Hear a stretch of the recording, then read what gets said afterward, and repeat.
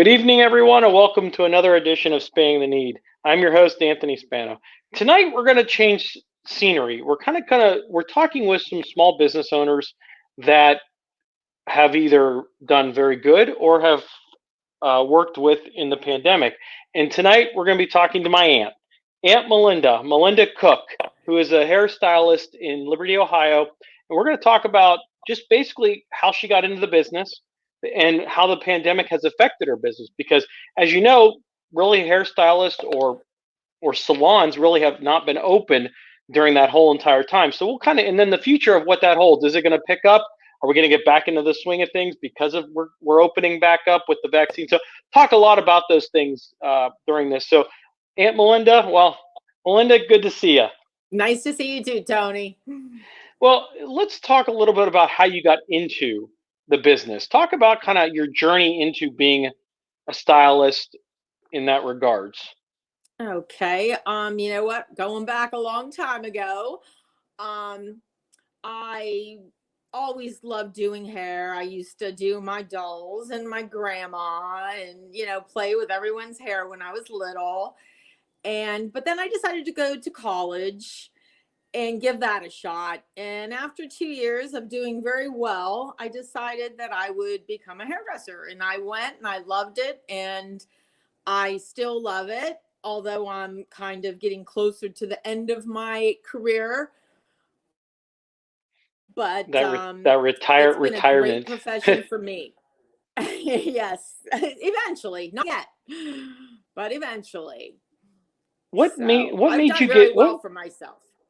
Yeah, what made you get into that? You talked a little bit that you went to college for a couple of years, and because to be a hairstylist, you have to go through school. You got to get your license, so it's not just you're going to pick up a pair of scissors and start cutting someone's hair. Right. Well, you know what? I've always been on the artistic side, and being a hairdresser, you are an artist, and I've always loved that. That's always been my thing. Is artwork, and so that's what I am, an artist. Well, and there's a lot of people out there like you. And so people understand a hairdresser or hairstylist, you're your own business basically. Is that correct? Yes. I mean, there are some hairdressers that work for companies that more commission, and then there's people that are employed. They're independent contractors. So, I mean, there's a realm of different things you can do as a hairdresser. You can be an instructor, you can sell supplies, but I like behind the chair. And how long have you been doing that? Oh, 44 years. So you've been around the industry, and the industry has really taken a hit with the pandemic. Yes, it took a nasty hit. We were shut down for 2 months.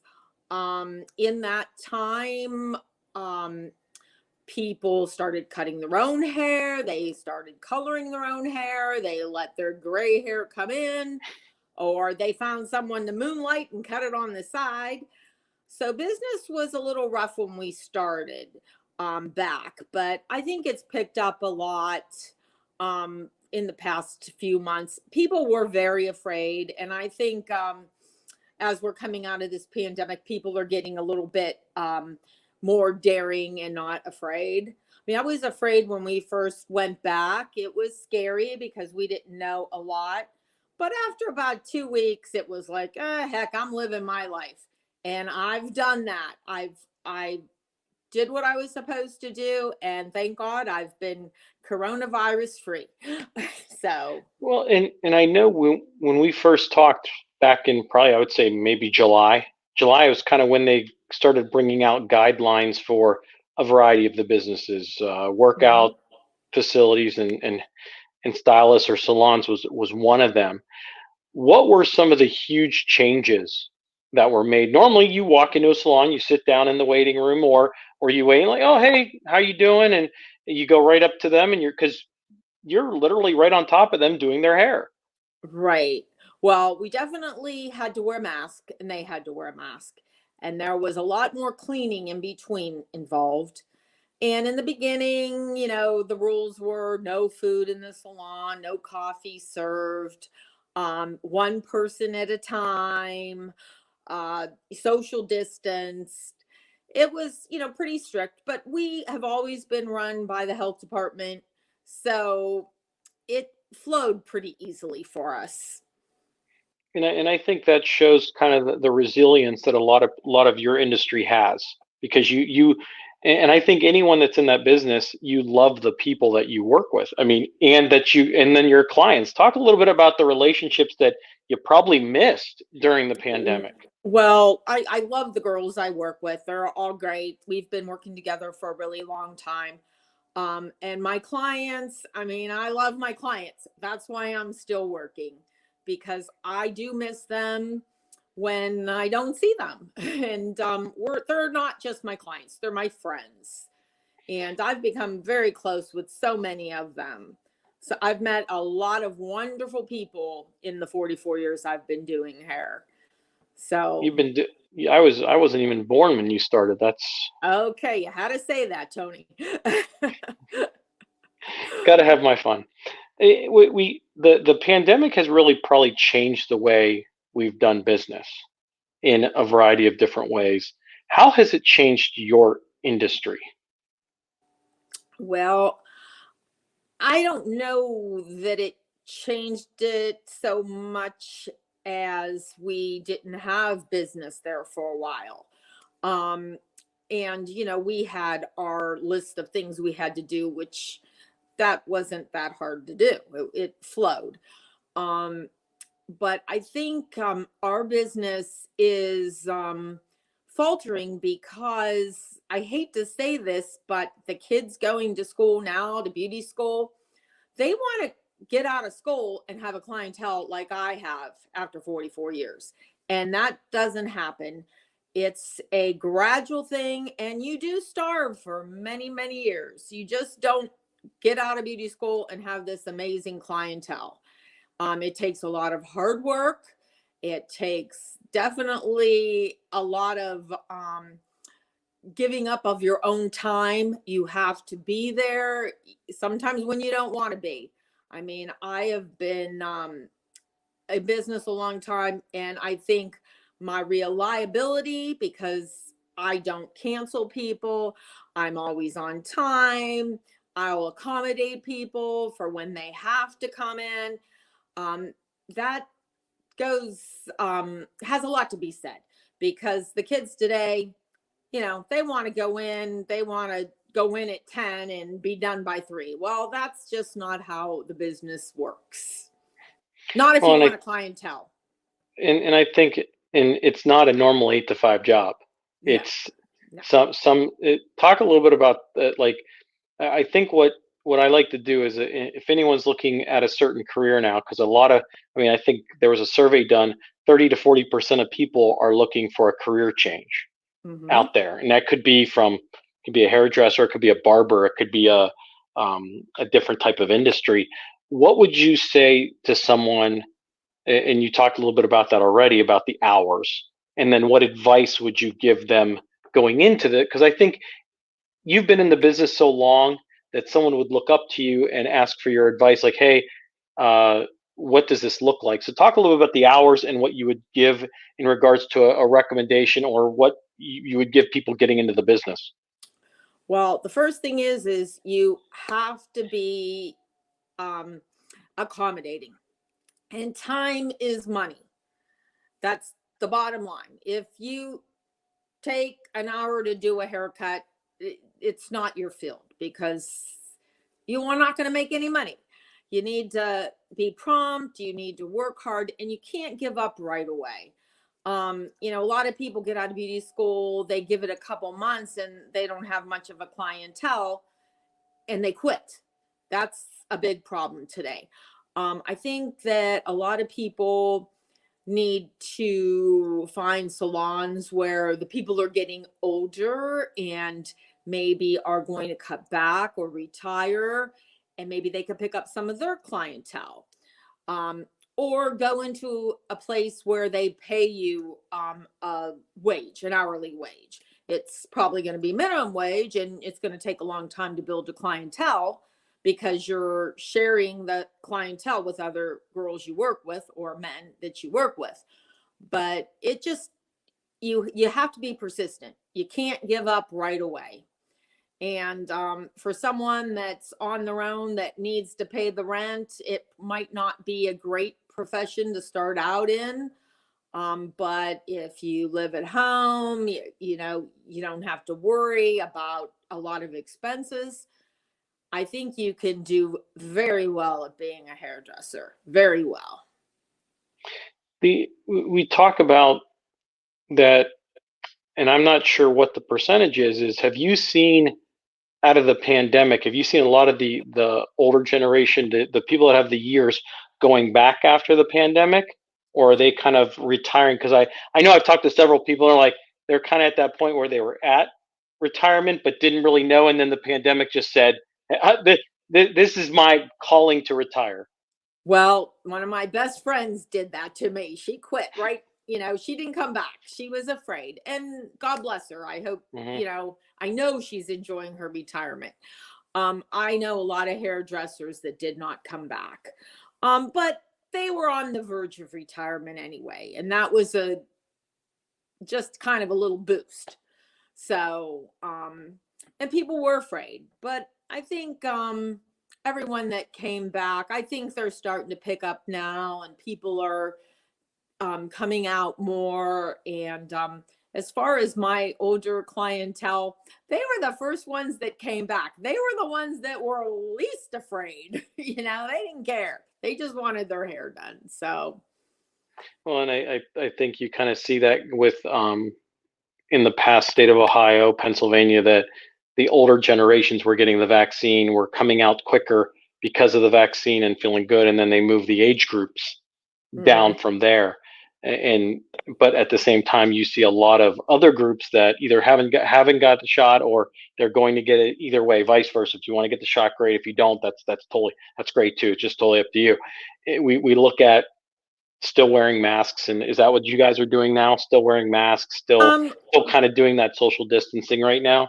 we're still wearing masks. You know, our salon is spread out enough that, you know, we can social distance enough.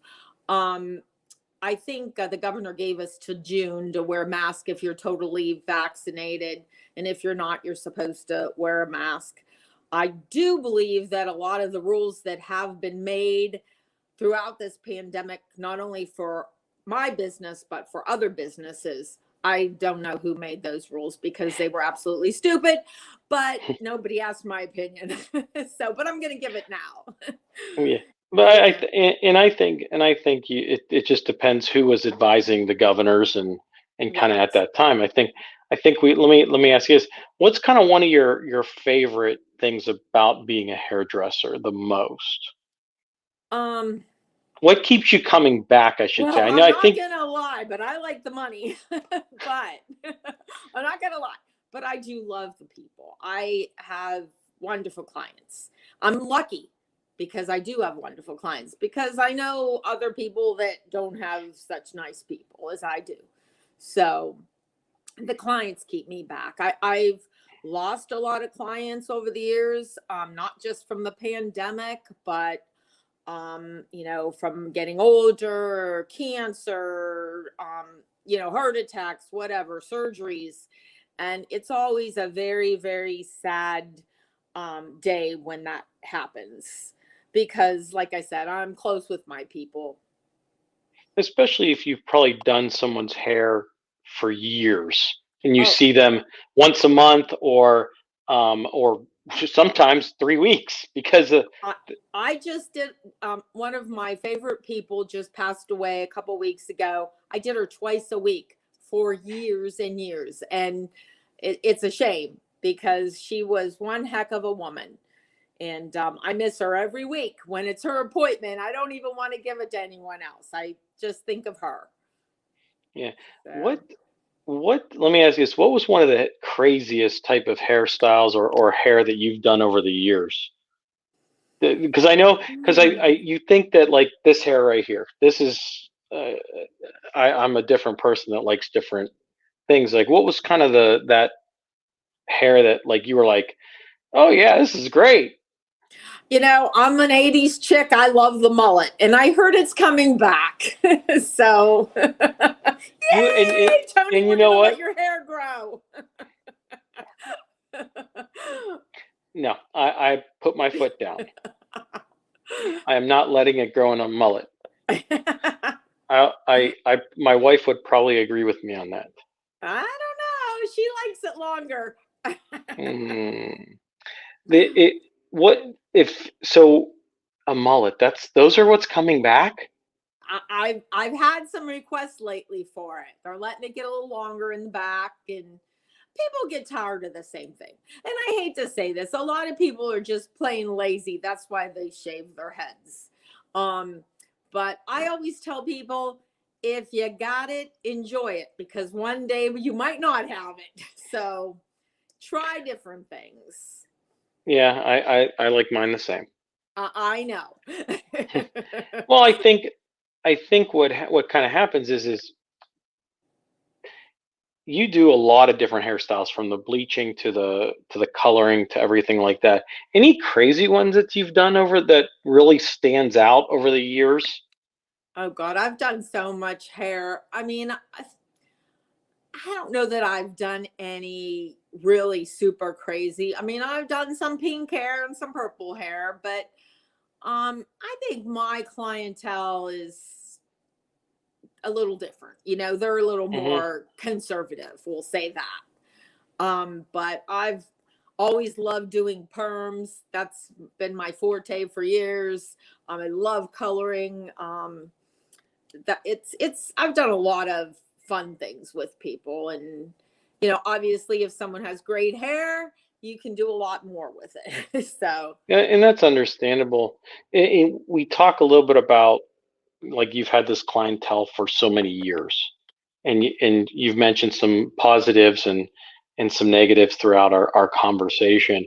What do you see for the future just in the business itself? Do you see a fluctuate of people coming into the business, or kind of the opposite? So what have you seen and heard over the years about, or at least what, I mean, you've been doing it for 44 years, so you've kind of seen probably a flux of a variety of yes. things. So what do you see going forward? You know what, I know a lot of people that go into cosmetology. However, I know a lot of people don't have the patience to build a clientele, so they don't last long enough. So, I mean, I think it'll be a great field for people to get into. Um, I know now that it is a lot more expensive to go to beauty school. Um, it's hard to say. All professions go in waves. That when I went to college, I thought about being a teacher. And at that time, everyone I knew was a teacher. And guess what? They couldn't find jobs around here. The market was just flooded. So, it'll come and go. I mean, like every profession, everybody's in the tech field now, and they're engineers, or we need people to go be hairdressers. We need them to be electricians. We need them to be plumbers, because we're always going to need those professions. Always. Yeah, and it kind of looks at the notion that when you said earlier you've been in it. I mean, as teachers, you give a perfectly good example. When you went to school, everyone was becoming teachers. When I went to school, that they had to move to be Yes. teachers. At that That's time, at that time, they went to Las Vegas, they went to Florida, North Carolina, South Carolina, Atlanta, because that they were paying $5,000 bonuses to move. And that's what happened when I was going to school to be a teacher. Everybody was moving away. They couldn't find jobs here, because a lot of teachers will stay till they're 70 years old. They don't want to retire. And I get it. But, that was part of the problem here. Yeah, and especially when you had flux of jobs in the late '70s, early '80s with all the mills, and at that Yes. time everything just collapsed.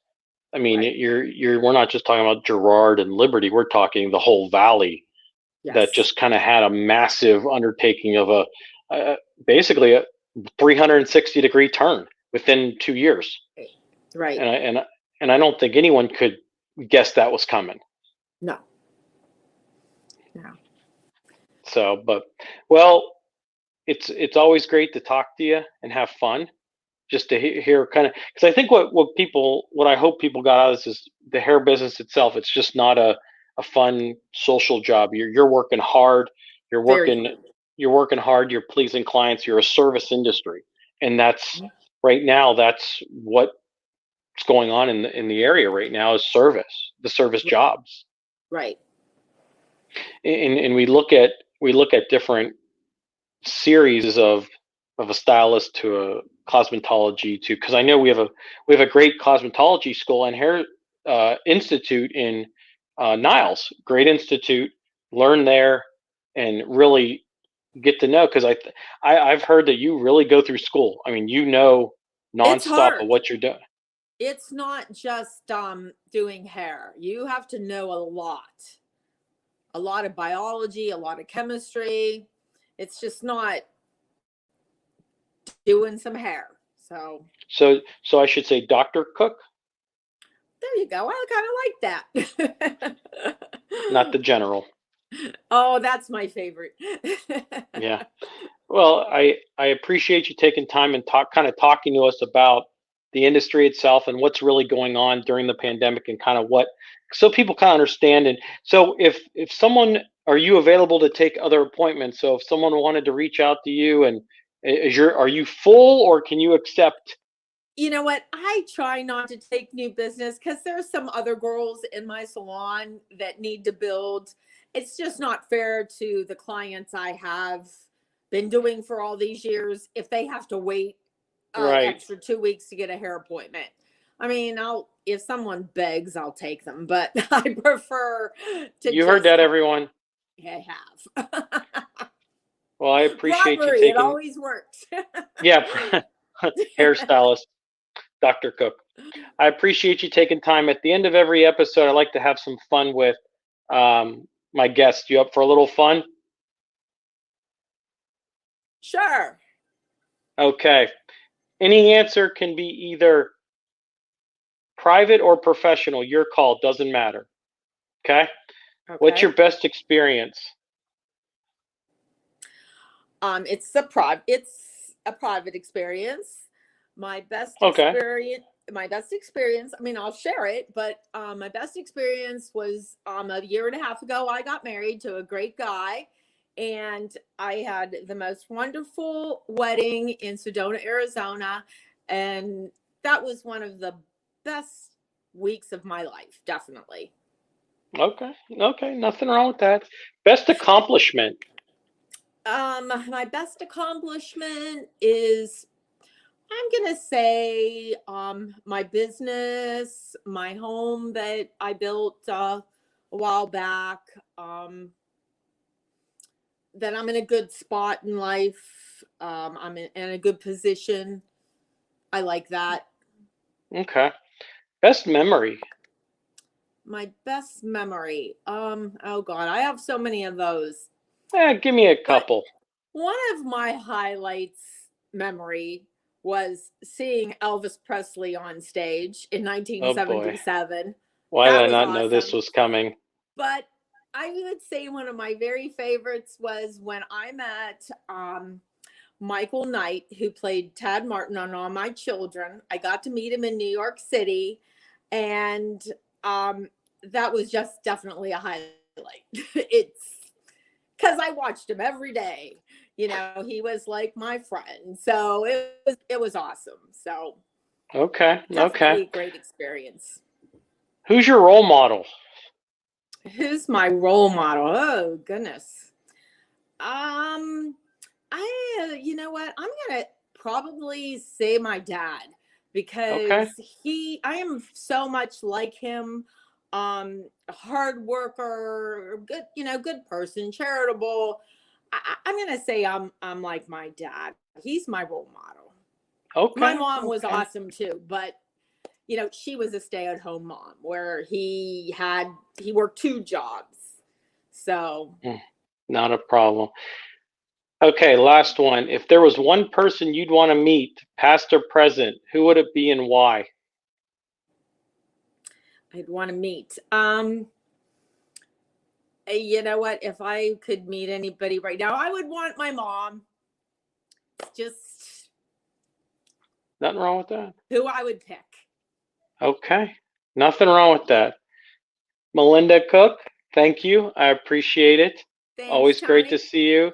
Stay Yep. on. Everyone, thank you for joining us tonight. Little insight into the background of a hairstylist and salon, just kind of getting a little different pattern tonight. So if you want more podcast interviews or announcements, please go to anthonyvspano.com. Please stay safe and God bless everyone. Good night.